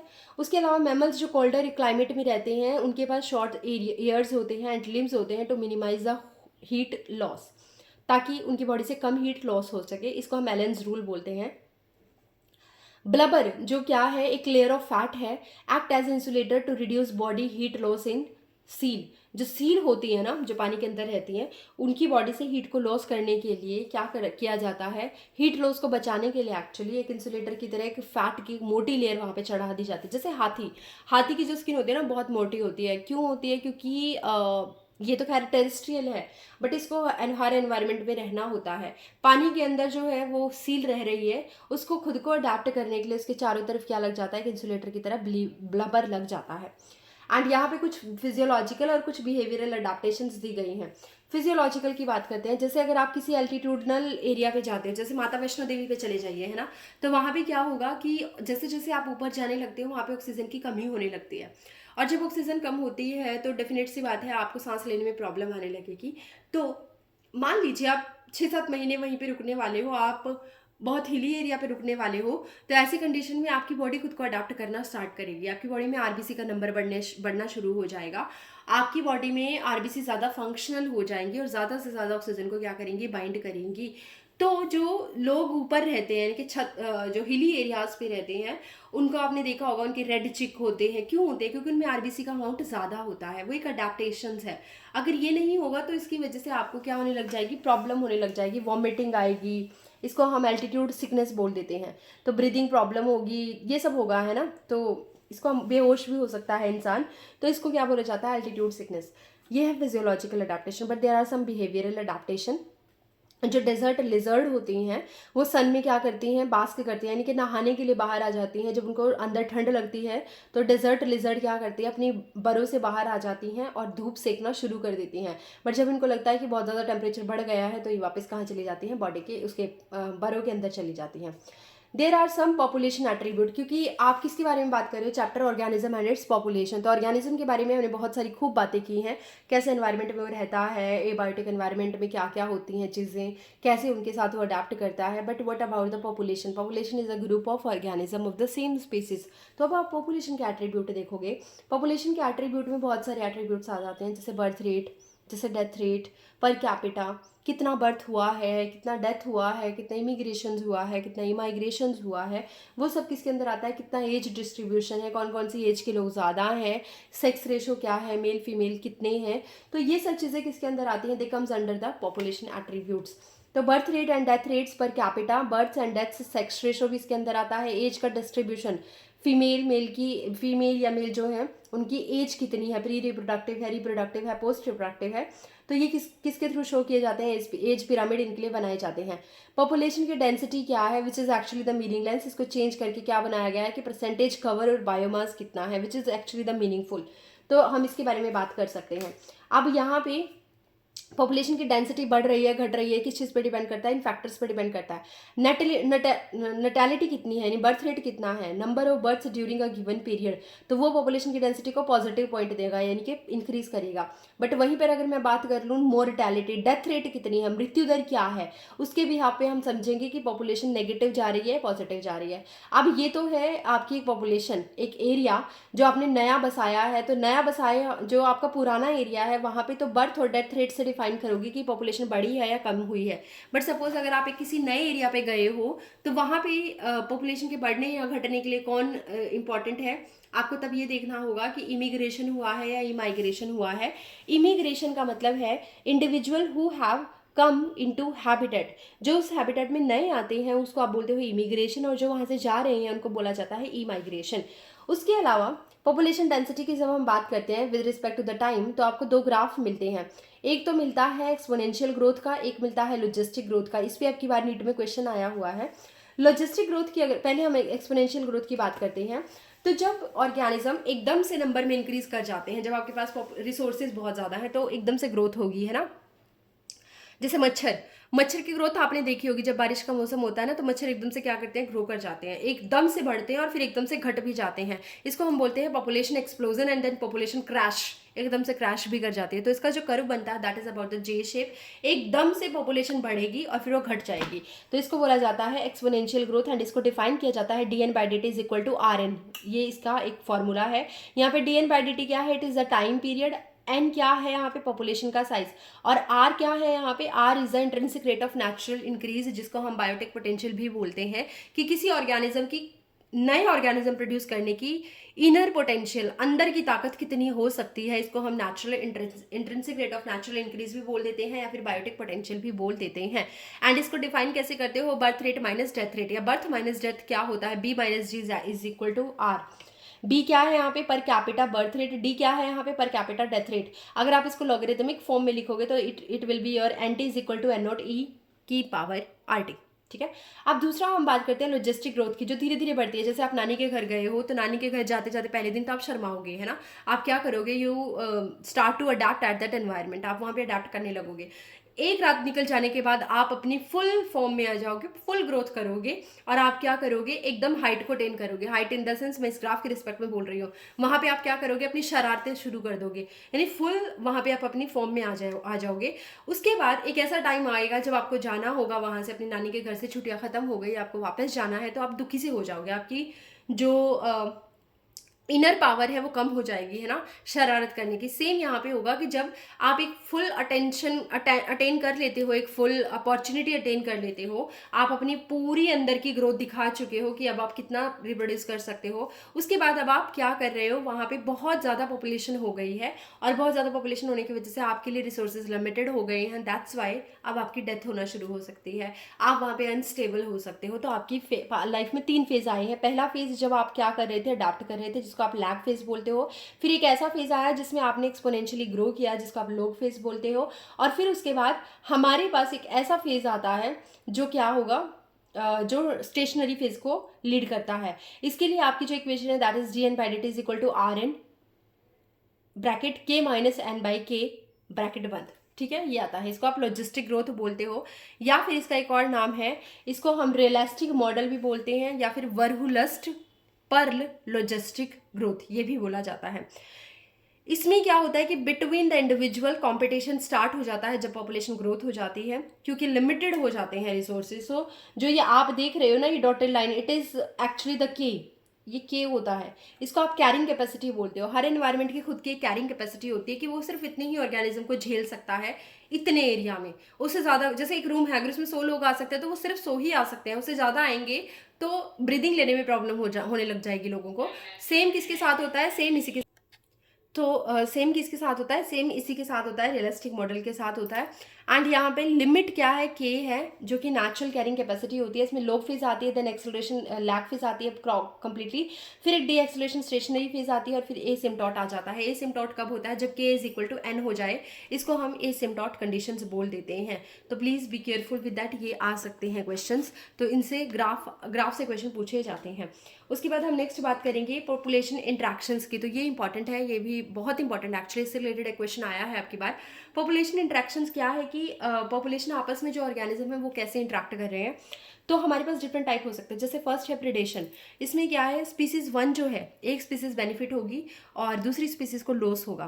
प्रीडेटर क्या है, they act as a conduit for the energy transfer across trophic level, keeps population of prey under control. For example एक शेर है, एक फूड चेन आपने सुनी होगी, जिसमें एक ग्रास होपर है, ग्रास होपर ग्रास को खा रहा है, ग्रास को खाने वाला ग्रास होपर को खाने वाला आपका हिरण, मतलब हिरण लगा लीजिए, डियर, और डियर को खाने वाला आपका लॉयन। तो it makes your food chain, जो कि रियल में एग्जिस्ट नहीं करती। रियल में फूड वेब एग्जिस्ट करता है, जिसमें हम बात कर सकते हैं कि बहुत सारी चेन आपस में इंटरेक्ट करती है, तो वो फूड वेब होता है। अब यहाँ पे जो मैं बात कर रही हूँ वो क्या है कि अब डियर को खाया जिसने, वो शेर था, तो शेर क्या है यहाँ पे, प्रेडेटर है, और जो क्या कहते हैं उसको, डियर है, वो क्या है, प्रे है। तो प्रे की पॉपुलेशन को कंट्रोल में रखने के लिए प्रेडेटर का होना बहुत जरूरी है। एंड अगर आप फूड चेन में लॉयन वाले में बात कर रहे हो, तो lion is a actually predator जो होते हैं, दे आर प्रूडेंट प्रेडेटर। उनको पता होता है कि उनको कितना खाना है ताकि सामने वाले स्पीसीज खत्म ना हो जाए। उनको ये पता है कि कितनी डियर को खाना है। अगर शेर को भूख लग रही है वो सिर्फ तभी खाएगा, अगर उसको भूख नहीं लग रही तो हिरण उसके सामने से निकल जाएगी, वो तब भी नहीं खाएगा, क्योंकि उसको पता है कि उसको कितना हंट करना है, कितना खाना है। ठीक है, तो ये होता है आपका प्रीडेटर के बारे में बात की जाती है। एंड ये पॉपुलेशन को कहीं ना कहीं कंट्रोल भी रखता है। जैसे for example cactus feeding moth was introduced in Australia to control the population of a prickly pear cactus. Prickly pear cactus जो था उसकी बहुत ज़्यादा पॉपुलेशन ग्रोथ होने लग गई थी, और ऑस्ट्रेलिया के अंदर उसको कंट्रोल करने के लिए हमने उसका जो प्रीडेटर है वो इंट्रोड्यूस करवाया, that is cactus feeding moth. ठीक, इसी तरह एग्जांपल अगर बी देखोगे आप, तो स्टारफिश जो है, starfish Pisaster is an important predator in American Pacific coast, removing which more than 10 species of invertebrate extinct. जब तक वहाँ पे स्टारफिश पिजास्टर थी, जब तक वहाँ पे स्टारफिश पिजास्टर थी अमेरिकन पैसिफिक कोस्ट के अंदर, तब तक आपके जो इन्वर्टिब्रेट की 10 अलग अलग स्पीसीज थी, उनमें इंट्रा स्पेसिफिक कॉम्पिटिशन नहीं हो रहा था, जिसकी वजह से वो सर्वाइव कर रहे थे। बट जैसे ही आपने पिजास्टर को वहाँ से हटाया, उसके हटाते ही जो 10 स्पीसीज थी उनमें आपस में क्या होने लग गया, इंट्रा स्पेसिफिक कॉम्पिटिशन होने लग गया, which is more dangerous actually. And उसकी वजह से क्या हुआ, फिर उसकी वजह से किसकी डेथ हुई, 10 स्पीसीज जो है वहां से एक्सटिंक्ट हो गई थी। प्रे के लिए क्या अडेप्टेशन है, प्रे खुद को बचाने के लिए क्या करेगा, सपोज हिरण खुद को बचाने के लिए क्या कर सकती है ना, तो वो भाग सकती है बहुत तेजी से। लेकिन और ऑर्गेनिज्म क्या कर सकते हैं, कमोफ्लेज कर सकते हैं, अपना रंग बदल सकते हैं अकॉर्डिंग टू द बैकग्राउंड, ताकि वो छुपे रह सकें। वो पॉइजन बना सकते हैं, टॉक्सिन्स बना सकते हैं। Monarch butterfly is highly distasteful, and इसी वजह से उसको बहुत सारे ऑर्गेनिज्म नहीं खाते, तो इसकी मिमिक्री कर लेती है दूसरी जो बटरफ्लाई होती है, वो क्या करती है, वो उसकी वाइसरॉय बटरफ्लाई जो होती है वो उसकी मिमिक्री कर लेती है। प्लांट्स में अगर देखें तो प्लांट्स हर्बीवोरस होते हैं, फाइटोफेगस होते हैं, इंसेक्ट्स आर प्रीडेटर, तो इनके ऊपर ये इंसेक्ट होते हैं प्रीडेटर की तरह बिहेव करते हैं। तो हर्बीवोरस क्या करते हैं, उनको गाय वगैरह खा जाती है, तो खुद को प्रोटेक्ट करने के लिए क्या करेंगे, अपनी जो प्लांट्स की लीफ है उनके ऊपर स्पाइन ग्रो करा लेते हैं, ताकि कोई ताकि कोई कैटल उनको ना खाए। उसके अलावा डिफेंस भी होते हैं, जैसे thorns in acacia and cactus produce chemicals making herbivore sick. अगर कोई हर्बीवोर उनको खा जाता है, अकेशिया और कैक्टस को, के थॉर्न्स कैक्टस को, तो वो ऐसे से produce thorns in acacia and cactus, ये एक तरीका है डिफेंस का, जिसमें क्या करते हैं वो खुद को हर्बीवोर से बचाते हैं। उसके अलावा they can also produce chemicals जो हर्बीवोर्स को बीमार कर देते हैं, इसलिए भी उस प्लांट को नहीं खाते, जैसे निकोटीन हो गया, कैफीन हो गया, क्विनीन हो गया, और ओपियम हो गया। कुछ टॉक्सिन्स भी प्रोड्यूस करते हैं, जैसे कैलोट्रोपिस जो है वो क्या प्रोड्यूस करता है, कार्डियक ग्लाइकोसाइड्स भी प्रोड्यूस करता है, एंड इसकी वजह से भी बहुत सारे ऑर्गेनिज्म इसको फिर नहीं खाते हैं। एक इंट्रैक्शन होती है जिसको म्यूचुअलिज्म बोलते हैं, जिसमें दोनों स्पीसीज को बेनिफिट होता है, जैसे लाइकन हो गया। म्यूचुअलिज्म में दोनों स्पीसीज साथ साथ रहती हैं, what ever is the condition, and दोनों को ही फायदा होता है। जैसे लाइकन में फंगस और एल्गी साथ साथ रहते हैं। जो एल्गी होती है वो खाना बना करके देती है, जो फंगस होती है वो क्या करती है, रूट्स से एब्जॉर्ब करवाती है न्यूट्रिशन को, तो दोनों को फायदा होता है। Mutualism, lichen, fungus and algae mycorrhiza एक एसोसिएशन है between the fungus and the roots of the higher plant. Same काम करते हैं, हायर प्लांट जो होता है इसको खाना देते हैं और ये क्या करती है, इनको न्यूट्रिशन देती है रूट्स के थ्रू एब्जॉर्ब करा के। पॉलिनेशन क्या है, it is also a kind of mutualism. For example जो फिक्स का प्लांट होता है वो पॉलिनेट किसके थ्रू किया जाता है, वास्प के थ्रू किया जाता है। और जो फीमेल वास्प होती है वो बदले में क्या कर देती है, अपने एग्स को ले कर देती है कहाँ पे, in the flowers, on the flower and fruits and flower के ऊपर क्या कर देती है, एग को ले कर देती है और उनको सर्वाइवल करने में हेल्प मिलती है। The petal of the flower of iris resemble the female bee in color and markings. The male bee pseudocoplates the petal and the transfer pollen. इसको आप co-evolution भी बोल देते हो। Actually it is a method of pseudo copulation. इसमें होता क्या है, जो ऑफाइरस है उसकी लीफ जो होती है, वो पेटल जो होती है एक्चुअली फ्लावर की पेटल, वो किसकी तरह बिहेव करती है, वो दिखाती है खुद को कि मैं फीमेल कोल्पा भी हूँ, बट रियलिटी में वो फीमेल कोल्पा भी नहीं होती है। जब मेल कोल्पा भी उसके पास आता है तो वो कपलेशन करता है उससे, लेकिन बेसिकली जो कोल्पा बी आती है मेल वाली, वो क्या अपने पोलन ग्रेन उसके ऊपर वो वहाँ पे क्या कर देती है, वहाँ पे पोलन ग्रेन स्प्रेड कर देती है, बट उसको बदले में कुछ नहीं मिलता क्योंकि कपलेशन होती ही नहीं है, वो स्यूडो कपलेशन हुई है और जो प्लांट है वो पॉलिनेट हो जाता है। लेकिन इसके थ्रू दोनों की दोनों स्पीसीज साथ साथ इवॉल्व कर रही हैं, इसीलिए इसको को इवोल्यूशन भी बोला जाता है। एक होता है कमेंसलिज्म। कमेंसलिज्म क्या है, इसमें एक स्पीसीज को बेनिफिट होता है और दूसरी स्पीसीज को फर्क ही नहीं पड़ता। जैसे कि ऑर्किड जो है वो मैंगो के ऊपर ग्रो कर रहा है। ऑर्किड मैंगो से कुछ नहीं लेता सिवाय रहने के, उसको सिर्फ एक जगह देता है, बट मैंगो को इससे कुछ नहीं मिल रहा बदले में, और जो ऑर्किड है उसको सिर्फ जगह मिल रही है। तो ऑर्किड को तो फायदा है बट मैंगो को कोई खास लेना देना नहीं है। बार्नेकल जो होते हैं वो वेल के ऊपर ग्रो करते हैं, जो आपने देखी होगी बड़ी बड़ी वेल्स होती है ना, उनके पीछे पीछे छोटे छोटे बार्नेकल्स चलते रहते हैं। तो जब वेल खाना खाती है वो टुकड़े छोड़ देती है खाने के पीछे, तो बार्नेकल उनको फीड कर लेते हैं, लेकिन बदले में वेल को क्या मिला, वेल को कुछ नहीं मिला। कैटल एग्रेट एंड ग्रेजिंग कैटल्स जो होती हैं, जो ग्रेजिंग कैटल होती हैं, जब वो चल रही होती हैं, घास को खा रही होती है और आगे आगे चल रही होती हैं, तो ग्रास होपर, ये छोटे छोटे कीड़े मकोड़े जो होते हैं उनको उड़ा देती हैं। अब उसको कौन खा लेता है, पीछे जो बर्ड्स होती हैं, एग्रेट बर्ड्स होती हैं, वो उनको खा लेती है, तो उनको तो फायदा हो गया, लेकिन कैटल को क्या फर्क पड़ा, इससे कुछ नहीं है ना। तो इसी तरीके से सी एनिमोर एंड हर्मिट क्रैब का भी हम देखते हैं, वो उसके अंदर रहता है, लोकोमोशन जब वो करेगा तो साथ साथ चलेगा, वो भी डिफेंस एक्चुअली इसमें साथ साथ चलेगा, लोकोमोशन में हेल्प मिल जाएगी, बट इससे एक को फायदा नहीं होता, एक को फायदा होता है। तो ये है आपका कमेंसलिज्म। इसी तरीके से हम अमेंसलिज्म और जो कंपटीशन है इसके बारे में भी पढ़ लेते हैं। अमेंसलिज्म में क्या होगा कि एक को नुकसान होगा और एक को फर्क नहीं पड़ेगा। अमेंसलिज्म में एक्चुअली जैसे कुछ प्लांट ऐसे होते हैं जो अपने आसपास ना किसी दूसरी क्रॉप को ग्रो नहीं होने देते, उनको हम क्या बोल देते हैं, उनको हम अमेंसलिज्म का केस बोल देते हैं, क्योंकि जो मेन बड़ी क्रॉप है उसको तो कोई फर्क नहीं पड़ा, लेकिन उसने जो केमिकल रिलीज किया है उसके आसपास दूसरी क्रॉप उस वजह से ग्रो नहीं कर पा रहे, तो उनको नुकसान हो जाता है। तो किसके अंडर आता है, अमेंसलिज्म के अंडर ही आता है। ठीक, कंपटीशन जो आपके अंदर भी हो रहा है, सबके साथ हो रहा है, कंपटीशन में दोनों ही स्पीसीज को नुकसान होता है। एंड यहाँ पे एक लॉ चलता है कि जो ज़्यादा फिट होगा वो ही सर्वाइव करेगा, वो ही आपका नेचुरली सेलेक्ट होगा। तो कंपटीशन क्या है, दो तरीके का होता है। अगर सेम स्पीसीज के बीच में होता है तो उसको इंट्रा स्पेसिफिक कॉम्पिटिशन बोलते हैं, अगर डिफरेंट स्पीसीज के बीच में होता है तो उसको आप इंटर स्पेसिफिक कॉम्पिटिशन बोलते हो। Intraspecific competition is more dangerous than the interspecific competition. तो competition for same resources, for example food हो गया, स्पेस हो गया, सनलाइट हो गया, तो यहाँ पे क्या है, competition for the same resources and measure of fitness of one species with respect to other which is later competitively exclude. दोनों स्पीसीज में से ये देखा जाएगा कि कौन से ज़्यादा महान है, किसने ज़्यादा कॉम्पिटिशन में फाइट की है। जो अपने हक के लिए लड़ेगी वो आगे चली जाएगी, जो नहीं लड़ेगी नेचर उसको एलिमिनेट कर देगा। फॉर एग्जाम्पल एबिंगडन टॉर्टोइज जो होते हैं वो गैलापागोस आइलैंड में become extinct in a decade after goats were introduce. जैसे ही गोड्स को वहाँ पे इंट्रोड्यूस किया गया तो उनकी इंट्रोडक्शन की वजह से जो वहाँ के टॉर्टोइज थे वो विद इन अ डेकेड यानी 10 साल के अंदर अंदर वहाँ से पूरी तरह से खत्म हो गए थे। अब आप दो काम कर सकते हो, या तो आप कंपटीशन को रिलीज कर दीजिए या फिर आप यहाँ से कंपटीशन को एक्सक्लूड कर दीजिए, है ना। तो कंपटीशन रिलीज का मतलब है कि आप अपने फॉरेजिंग पैटर्न को चेंज कर लीजिए, आप खाने की हैबिट्स चेंज, अगर आप एक ही सेम रिसोर्सेज पे खा रहे हो तो आप अपने खाने का पैटर्न चेंज कर लीजिए। ठीक है, तो आप क्या कर सकते हो, आप कंपटीशन को रिलीज कर सकते हो, आप अपना फॉरेजिंग पैटर्न चेंज कर लीजिए। तो यहाँ पे लिखा भी है कि species restricted to small geographical area because of the presence of a competitively superior species is found to expand distribution range.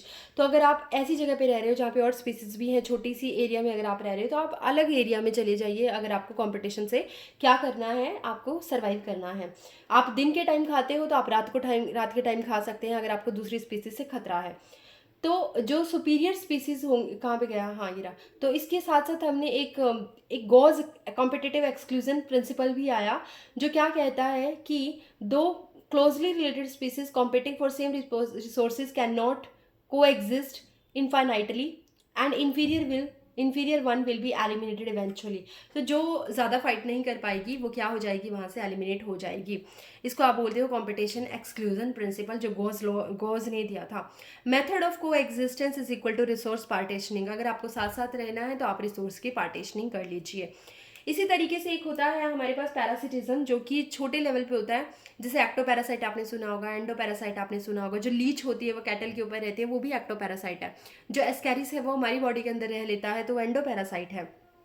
तो पैरासिटिज्म जो होता है वो होस्ट स्पेसिफिक होता है। फॉर एग्जांपल लीवर फ्लूक जो होता है वो डिपेंड करता है on the two intermediate host. एक बार वो स्नेल पे रहता है, एक बार फिश में रहता है, to complete its life cycle. यहाँ पे शीप आना चाहिए था एक्चुअली, स्नेल और शीप के अंदर वो रहता है। Some parasites need vector, for example malarial parasite needs mosquito. Malaria का जो पैरासाइट है उसको अपने सर्वाइवल के लिए, जो स्पोरोजोइड्स हैं, जो प्लाज्मोडियम है, उसको अपने सर्वाइवल के लिए किसकी ज़रूरत होती है, मॉस्किटो की ज़रूरत होती है। उसके अलावा दो तरीके के होते हैं, एक होता है एक्टोपैरासाइट, एक होता है एंडोपैरासाइट। जो एक्सटर्नल सर्फेस पे फीड करते हैं उनको एक्टोपैरासाइट बोलते हैं। For example lice on human ticks, lice on human, हमारे सिर के ऊपर आपने जूं देखी होंगी। टिक्स ऑन डॉग्स, डॉग्स के ऊपर भी लगी रहती हैं। एंडोपैरासाइट जैसे live inside body of the host, for example liver, kidney, RBCs, इन सब के अंदर जब वो रहता है तो आप उसको एंडोपैरासाइट बोलते हो। There is one another mechanism जिसको ब्रूड पैरासिटिज्म बोला जाता है, जो बर्ड्स में देखने को मिलती है। यहाँ पे आपने कोयल और कौवे के बारे में कहानी सुनी होगी, क्योंकि जो कोयल है वो अपने एग कहाँ पे लेकर देती है, कौवे के अंदर, कौवे के घोंसले में लेकर देती है।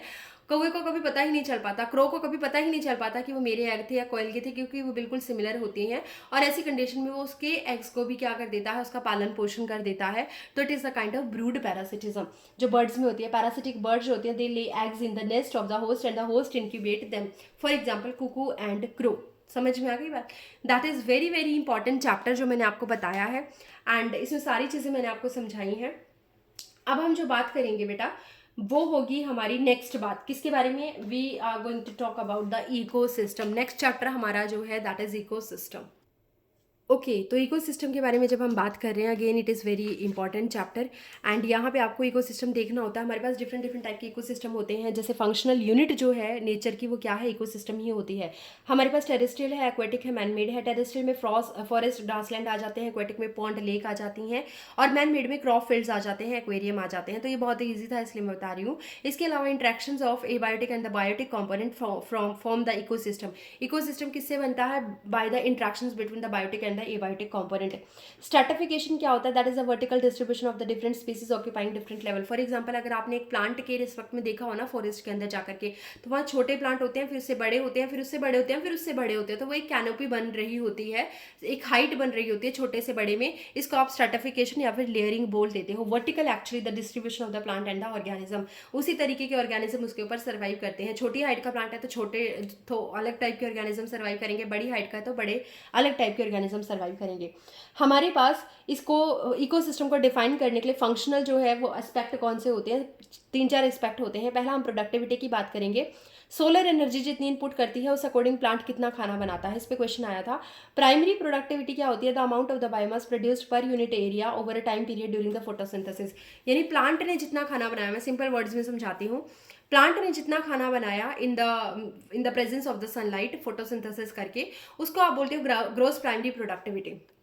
ओके सॉरी, तो जितना प्लांट ने खाना बनाया under the presence of the light photosynthesis करके, उसको आप बोलते हो ग्रोस प्राइमरी प्रोडक्टिविटी। अब अगर मान लीजिए प्लांट अपने लिए खाना बना रहा है ना, प्लांट खाना बना रहा है एक्चुअली, तो उसमें से वो कुछ खाना तो खुद भी खाएगा ना अपनी एनर्जी बनाने के लिए, तो वो रेस्पायरेशन के थ्रू कुछ लॉस कर देता है, उसको आप बोलते हो रेस्पायरेटरी लॉस। और उसके बाद वो जो सेकेंड ट्रॉफिक लेवल के लिए खाना बचाता है, जैसे डियर वगैरह हो गई, इनके लिए जब वो खाना बचाता है, क्योंकि वो हर्बीवोरस है, तो जब उन पे कोई प्लांट पे फीड करता है, उस तक जो चीज़ पहुंचती है, जो बायोमास पहुंचता है, उसको आप बोलते हो नेट प्राइमरी प्रोडक्टिविटी।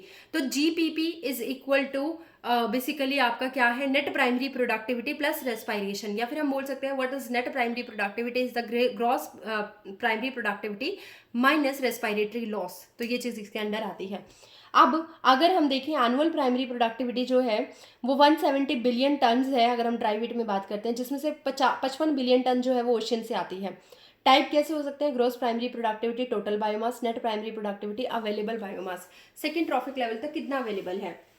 तो यही चीज़ मैंने बताई कि net primary productivity is equal to gross primary productivity minus the respiratory loss. Secondary productivity क्या होगी? इस वाले ने कितना खा लिया और उसके बाद आगे के लिए क्या छोड़ा है। तो secondary productivity is actually the rate of the formation of new organic matter by the consumer. Suppose मैं प्लांट के ऊपर फीड करती हूँ, तो मुझ तक जो खाना पहुंचेगा वो क्या होगा? नेट प्राइमरी प्रोडक्टिविटी, है ना। मैंने अपने बारे में गलत बोल दिया, मतलब कि मैं तो नहीं हूँ, क्योंकि फिर मुझे कौन खाएगा, मुझे तो कोई खा ही नहीं सकता। तो ऐसा करते हैं, एक किसी का एग्जांपल, चिकन की एग्जांपल लेके चलते हैं। चिकन भी हर्बीवोर नहीं होती है, बट एक एग्जांपल लेके चलती हूँ, या शेर का ले लेते हैं ना। शेर का बढ़िया है। जैसे एक प्लांट है, प्लांट के ऊपर किसने फीड किया है? ग्रास होपर ने फीड किया।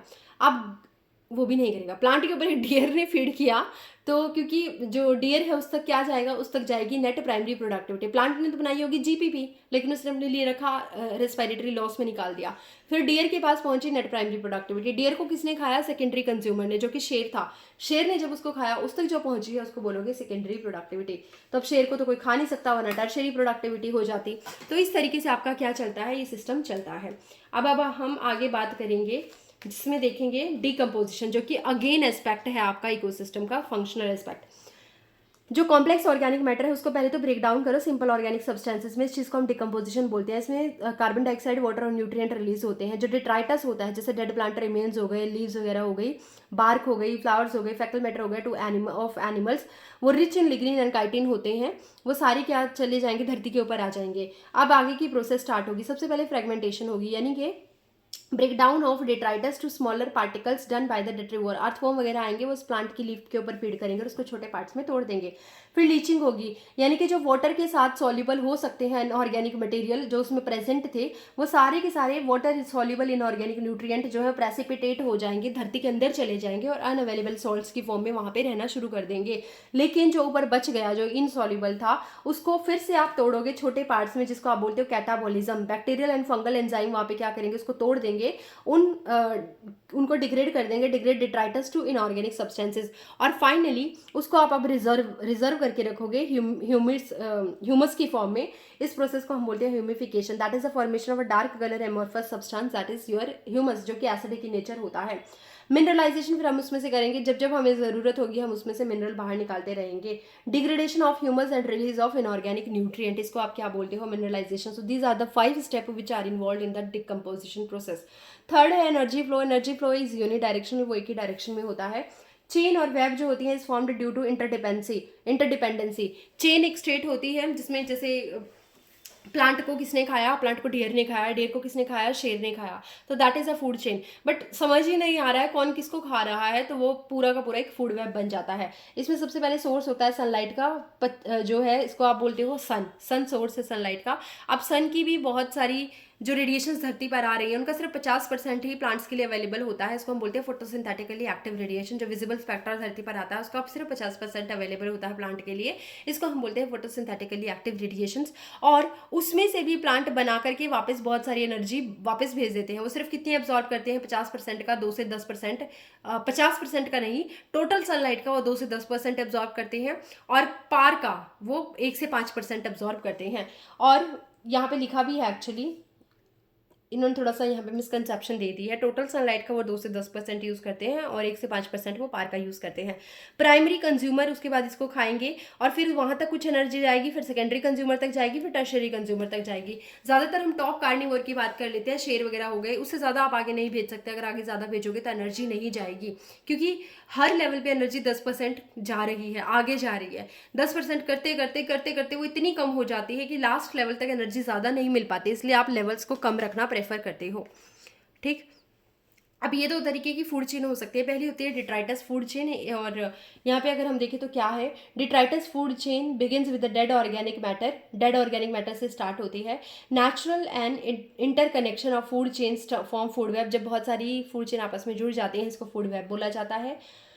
Organism occupy specific place in food chain traffic level. जैसे प्लांट का एक ट्रॉफिक लेवल है, प्राइमरी ट्रॉफिक लेवल है, डियर का अपना ट्रॉफिक लेवल है, सेकेंडरी ट्रॉफिक लेवल है, जो लॉयन है उसका अपना ट्रॉफिक लेवल है, टर्शियरी ट्रॉफिक लेवल है। जो डियर है वो प्राइमरी हर्बीवोर है, और जो शेर है, जो लॉयन है वो प्राइमरी कंज्यूमर है ना। तो ये सारे टॉपिक आपको पढ़ने होते हैं। तो जब हम यहाँ पे बात करते हैं energy decreases as number of trophic level increases, मतलब जब तक शेर तक पहुंचोगे तब तक तो एनर्जी बहुत कम हो जाएगी। As some energy is always lost as heat at every level. 10% law यही बोलता है कि only the 10% of energy is transfer to the higher trophic level. अब आपके पास आती है ecological pyramids. They help expressing number, biomass and energy. तीन हमारे पास हैं। एक है जिसका सबसे पहला था base of pyramid which represent producer, apex of pyramid represent consumer. तो यहाँ पे अगर आप देखोगे पहला, तो ये क्या है, pyramid of number, biomass, energy is represented as, पहला आपके पास ये दिखा रखा है प्रोड्यूसर है, फिर प्राइमरी है, फिर सेकेंडरी है, फिर टर्शरी या टॉप कार्निवोर्स होते हैं, टॉप कंज्यूमर होते हैं। दूसरा आपको दिखाया गया है pyramids of biomass, small standing crop, inverted होगा, ये इन्वर्टेड दिखा रखा है, ये स्ट्रेट है, वो इन्वर्टेड है। जैसे कि अगर मैं एनर्जी की बात करूँ तो वो हमेशा स्ट्रेट ही होगा, ऊपर के लेवल पे एनर्जी कम ही होगी नीचे वाले लेवल से, तो हमेशा ये एक स्ट्रेट है। बट अगर हम बात करते हैं एक फॉरेस्ट की, तो फॉरेस्ट में अगर आप बायोमास देख रहे हो तो एक पार्थेनियम ग्रास आप जितना लेकर के आओगे उससे भी ज़्यादा बायोमास एक प्लांट का होगा। तो नंबर तो यहाँ पे क्या है, नंबर वेरी नहीं कर, नंबर तो मायने रख ही नहीं रहा। बायोमास की अगर हम बात करें तो पार्थेनियम का कम होगा, लेकिन आप अगर वहीं पे फॉरेस्ट का देखते हो तो वो ज़्यादा हो जाएगा। इसका मतलब यहाँ पे हम इन्वर्टेड ग्राफ की बात करेंगे। लिमिटेशंस क्या है कि ecological pyramids do not take into account some species belonging to 2 और मोर ट्रॉफिक लेवल। जैसे सपोज अगर एक ग्रास होपर है या एक फ्रॉग है, वो फ्रॉग जो है वो ग्रास होपर के ऊपर भी फीड कर सकता है, वो फ्रॉग किसी छोटी आंट के ऊपर भी फीड कर सकता है।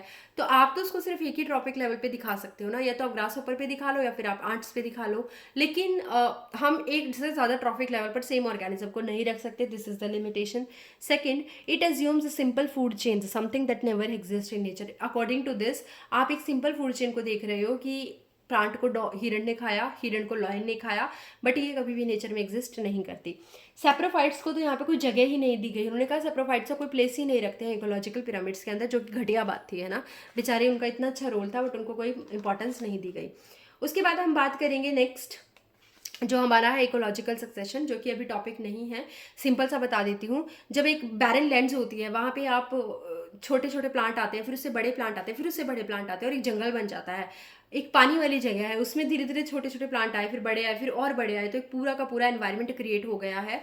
उसको हम बोलते हैं सक्सेशन, यानी कि आप ग्रो कर रहे हो। Communities and their composition change in response to changing environmental condition. These change finally lead to a complex या क्लाइमेक्स कम्युनिटी। स्टार्टिंग कम्युनिटी है, फिर एक क्लाइमेक्स कम्युनिटी आएगी। जैसे एक चट्टान थी, चट्टान को मिट्टी में बदलना, ये चीज़ क्या है, वहाँ पे फॉरेस्ट का ग्रोथ करवाना, ये सारा क्लाइमेक्स कम्युनिटी तक पहुँचाना, इसको इकोलॉजिकल सक्सेशन बोलते हो।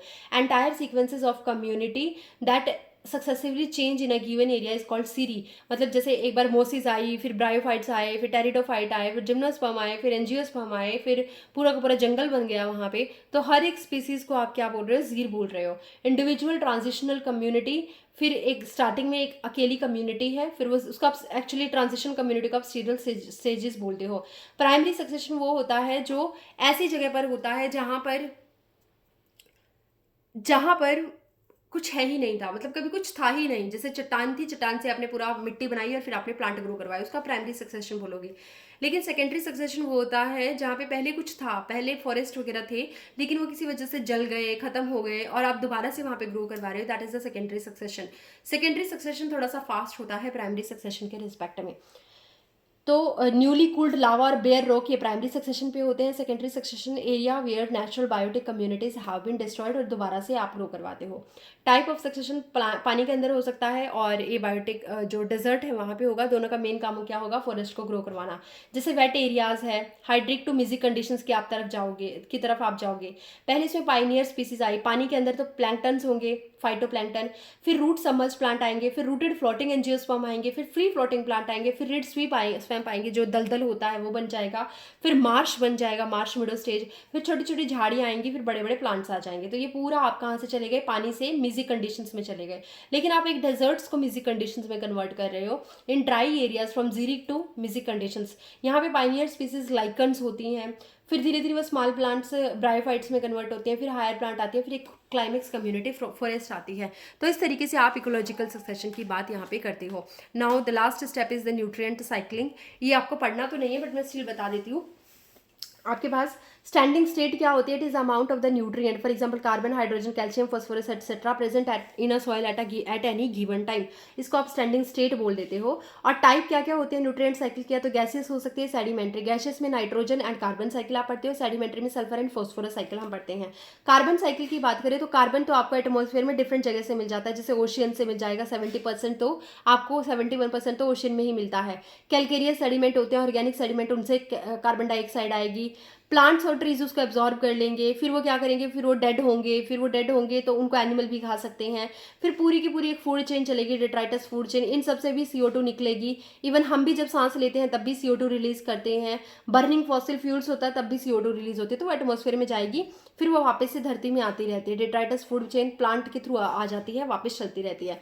फॉस्फोरस साइकिल क्या है, एक सेडिमेंट्री साइकिल है। Phosphorus is a major constituent of biological membrane, cell membrane के अंदर फॉस्फोरस बहुत इंपॉर्टेंट है। न्यूक्लिक एसिड भी इससे बनता है, DNA वगैरह। सेल्युलर एनर्जी ट्रांसफर सिस्टम भी इससे बनते हैं।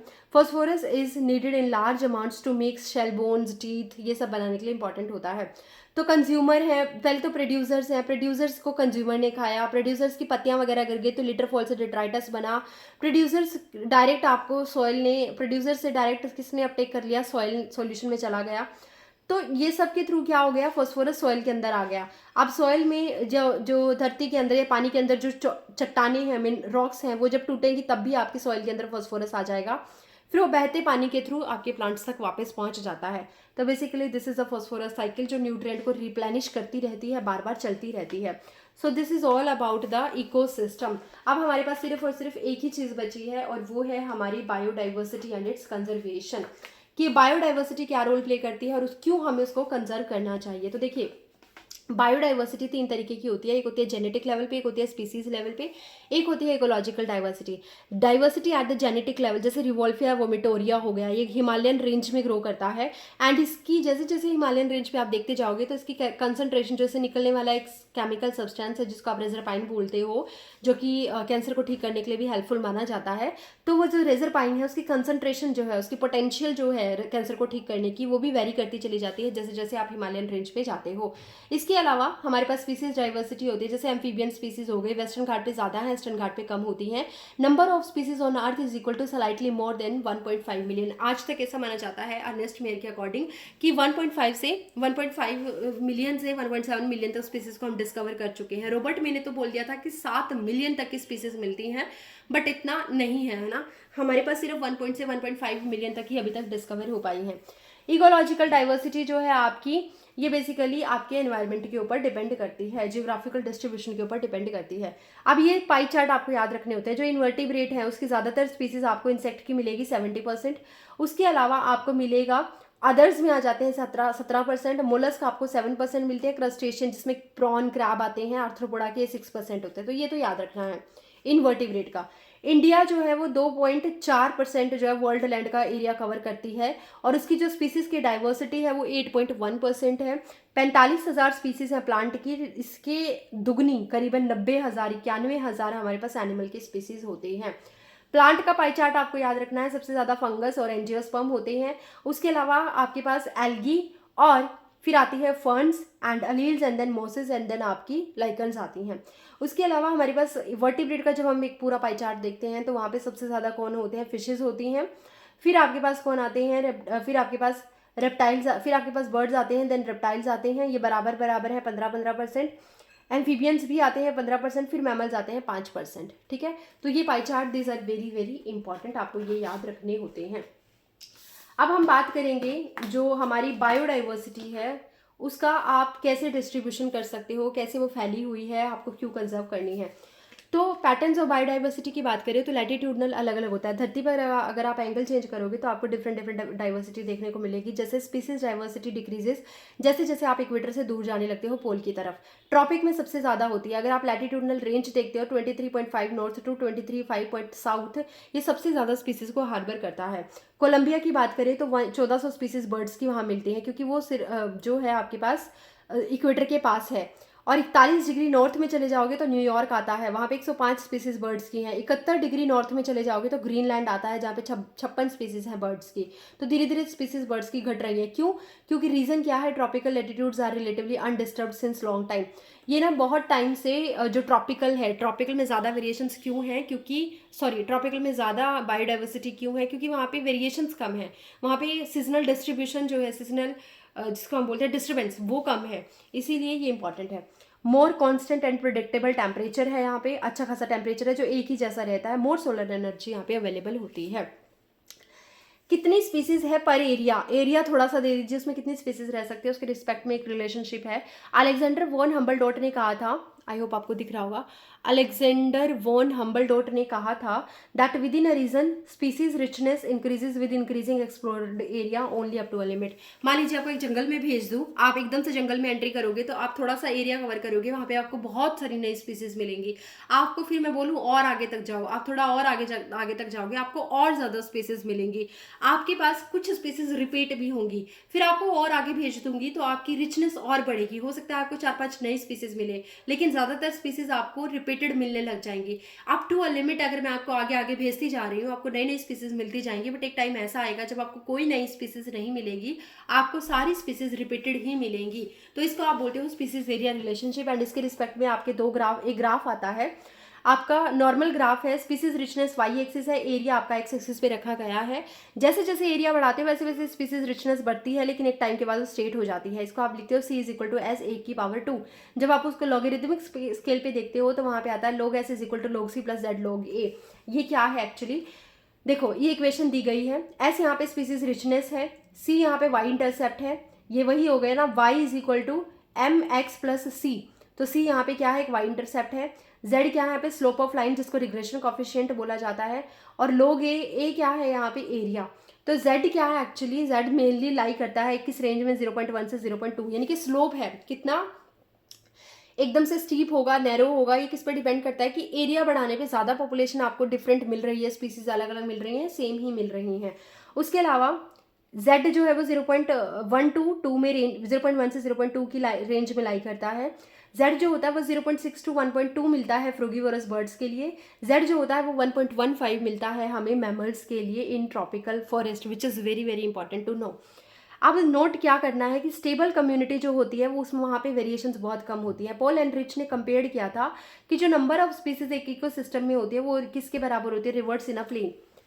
Popping each rivet make plane dangerously weak. उसने क्या कहा था, पूरा एक इकोसिस्टम है जो, उसको आप एक एरोप्लेन की तरह ट्रीट कीजिए। और जब आप एक एरोप्लेन की बात कर रहे हो तो एरोप्लेन के कुछ नट ऐसे होंगे जिनको अगर आप हटा भी दोगे तो कोई खास फर्क नहीं आएगा, लेकिन अगर आप विंग्स के नट को हटा दो, विंग्स के बोल्ट्स को हटा दो, तो पूरा का पूरा प्लेन जो है वो गड़बड़ हो जाएगा। सेम एक इकोसिस्टम की तरह होता है। इकोसिस्टम में से अगर कुछ स्पीसीज एक्सटिंक्ट हो भी गई तो हो सकता है पूरे इकोसिस्टम पे फर्क ना पड़े, बट देयर आर सम की स्टोन स्पीसीज जिनको अगर आप एक बार हटा दोगे तो उसके बाद पूरा का पूरा इकोसिस्टम क्या हो जाएगा, डिस्टर्ब हो जाएगा पूरा का पूरा इकोसिस्टम। तो stable community very very important है।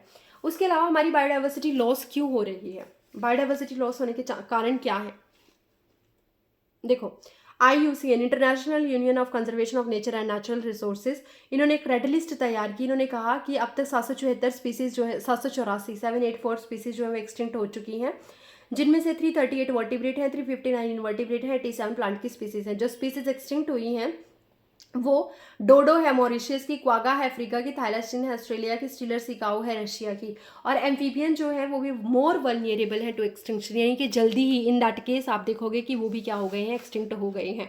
कॉज क्या होते हैं बायोडाइवर्सिटी के लॉस के, 4 मेन है जिनको आप ईवल क्वार्टेट बोलते हो। सबसे पहले तो habitat loss and fragmentation, destruction of habitat threatens species. अगर आप हैबिटेट को डिस्टर्ब कर दोगे तो सबसे पहले लॉस होगा एनिमल का, बायोडाइवर्सिटी का।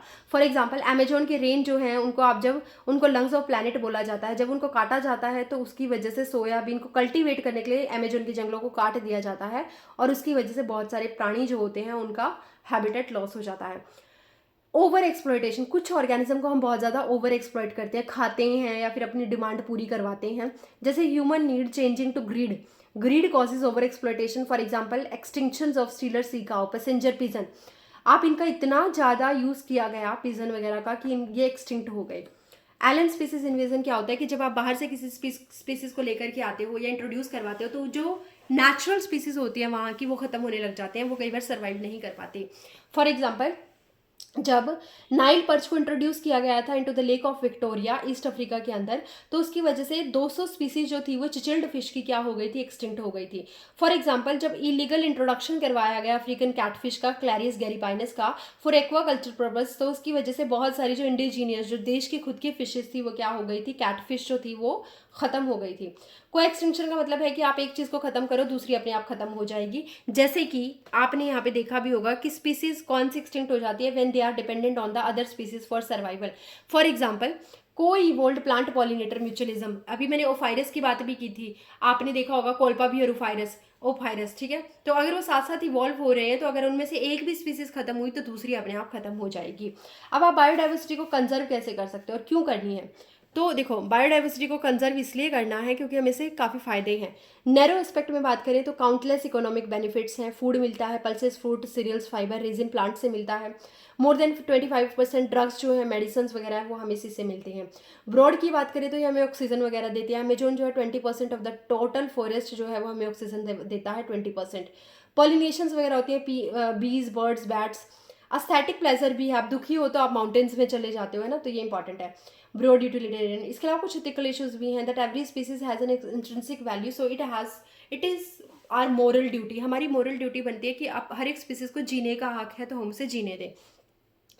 बायो प्रोस्पेक्टिंग कैसे करोगे, bio prospecting exploring molecular genetic and species level diversity for products of economic importance, हमें एक्सप्लोर करना होगा जेनेटिक लेवल पे, स्पीसीज लेवल पे, मॉलिकुलर लेवल पे, कि हम जो चीज़ें हैं वो हमें इनसे मिलती हैं, हमारे लिए इन प्लांट्स की क्या वैल्यू है, क्या इकोनॉमिक इंपॉर्टेंस है, आप इनको कैसे कंजर्व कर सकते हैं। How to conserve biodiversity, in situ conservation और ex situ conservation. In situ कैसे कर सकते हो, जहाँ पे प्लांट है वहीं पे उसको सर्वाइव करवा दो, जहाँ पे एनिमल है उसको वहीं पे क्या करो, ग्रो करवाओ, है ना। तो ये हो गया ऑन साइट कंजर्वेशन है, कंजर्व कर रहे हो, you are not going to preserve. Conserve living organism का किया जाता है, प्रिजर्वेशन डेड ऑर्गेनिज्म का किया जाता है। ऑन साइट कंजर्वेशन कर दो, unrealistic and economically not feasible है ये, तो बट हम कर सकते हैं, करना चाहिए, बट ये फिजिबल नहीं है। Biodiversity, there are some biodiversity hotspot पूरी दुनिया में बनाए गए हैं, जो कि जहाँ पे ऑर्गेनिज्म है उसको वहीं पे क्या करते हैं, प्रोटेक्ट करते हैं। तो यहाँ पे आपको सबसे ज़्यादा हाई डिग्री ऑफ एंडेमिज्म मिल जाएगा, हाई डिग्री ऑफ बायोडाइवर्सिटी यहाँ पे मिल जाएगी। टोटल बायोडाइवर्सिटी हॉटस्पॉट वर्ल्ड में 34 है। इंडिया में आपको इंडिया में आपको 14 बायोस्फीयर रिजर्व मिल जाएंगे, 90 नेशनल पार्क मिल जाएंगे, 44 वाइल्ड लाइफ सेंचुरीज मिल जाएंगी जो कि इन सिटू कंजर्वेशन कराती हैं। उसके अलावा मैक्सिमम बायोडाइवर्सिटी आपको कहाँ मिलती है, वेस्टर्न घाट में, श्रीलंका में, इंडो बर्मा में, हिमालय में, हिमालयन रेंज में, तो ये इंडिया के आसपास मिलती हैं। एक्स सीटू कंजर्वेशन क्या है कि protection provide away from the natural habitat, जैसे आप जू में चले जाते हो, आप बोटेनिकल गार्डन्स में चले जाते हो, वहाँ पे प्लांट्स होते हैं, एनिमल्स होते हैं, उनको प्रोटेक्ट करके रखा जाता है, उनकी नेचुरल हैबिटेट के अकॉर्डिंग बनाया जाता है वहाँ पे हैबिटेट, और उनको वहाँ पे सेफ रखा जाता है ताकि वो एक्सटिंक्ट ना हो। Zoological park, botanical gardens, wild life safari parks, ये सारे इंपॉर्टेंट है। Gametes of threatened species are also preserved, इनको -196 डिग्री सेल्सियस के ऊपर लिक्विड नाइट्रोजन के अंदर फ्रीज करके रखा जाता है। क्या बोला जाता है इस प्रोसेस को बोला जाता है क्रायो प्रिजर्वेशन, ठीक है। सेक्रेड ग्रुप्स की हम बात करते हैं, तो सेक्रेड ग्रुप्स क्या होते हैं एक्चुअली, जब लोग किसी चीज़ से जुड़े हुए होते हैं तो वो बहुत सारी उसके साथ धार्मिक चीज़ें जोड़ लेते हैं और उसको कट करने से या उसको मारने से रोक देते हैं। जैसे काशी एंड जैंता हिल्स इन मेघालय के अंदर ये जो हिल्स है, यहाँ पे चीज़ों को, यहाँ पे प्लांट्स और एनिमल्स को प्रोटेक्ट किया जाता है। चंदा एंड बस्तर मध्य प्रदेश में ये एरिया है, वहाँ पे प्रोटेक्शन मिलती है इनको, और क्योंकि इमोशनली वो जुड़े हुए हैं, स्पिरिचुअली उनकी वैल्यू करते हैं प्लांट्स या एनिमल की, तो वो बचा देते हैं उनको, मतलब खत्म नहीं होने देते। अरावली हिल्स है राजस्थान की, या वेस्टर्न घाट्स है कर्नाटका एंड महाराष्ट्र का। तो ये 4 इंपॉर्टेंट है जो आपको याद करने थे। तो फाइनली आपके पास पूरा का पूरा मैंने करवा दिया है बायोडाइवर्सिटी तक, पूरी 12th हमारी 5 यूनिट में कंप्लीट हो गई है। 11th के लिए भी होपफुली हम ऐसे ही स्टार्ट करेंगे, थोड़ा सा टाइम लगता है but I will manage. I am trying my best कि आपके लिए सबसे ज़्यादा अच्छे से अच्छे मैं यूनिट कंप्लीट करा पाऊँ। कंप्लीट प्लेलिस्ट आपको अलग से मिल जाएगी चैनल पे, please be with me. And अगर कोई भी प्रॉब्लम है रिलेटेड टू लाइक आपके करियर या रिलेटेड टू आपको क्या पढ़ना है इन फ्यूचर, नीट में बायोलॉजी के लिए कैसे पढ़ना है, तो प्लीज़ आप मुझे कमेंट सेक्शन में बताओ ताकि मैं उस पर एक वीडियो बनाऊँ आपके लिए और आपको गाइड कर सकूँ अगर आप चाहते हो, है ना। मेरा टेलीग्राम का चैनल है, उसका लिंक मैं डिस्क्रिप्शन में दे दूँगी, आप उसको भी ज्वाइन कर लीजिए। वहाँ पे नोटिफिकेशन कंटिन्यू आती रहती हैं जो भी रिलेटेड होती हैं, तो आपके लिए फ़ायदेमंद रहेंगी। तो चलिए मिलते हैं नेक्स्ट क्लास में, होपफुली अब हम आगे 11th क्लास को कंप्लीट करेंगे। तो चलिए let's start with 11th class. Till then stay happy, stay motivated, सब कुछ अच्छा होगा, है ना। तो ठीक है, ओके, थैंक यू।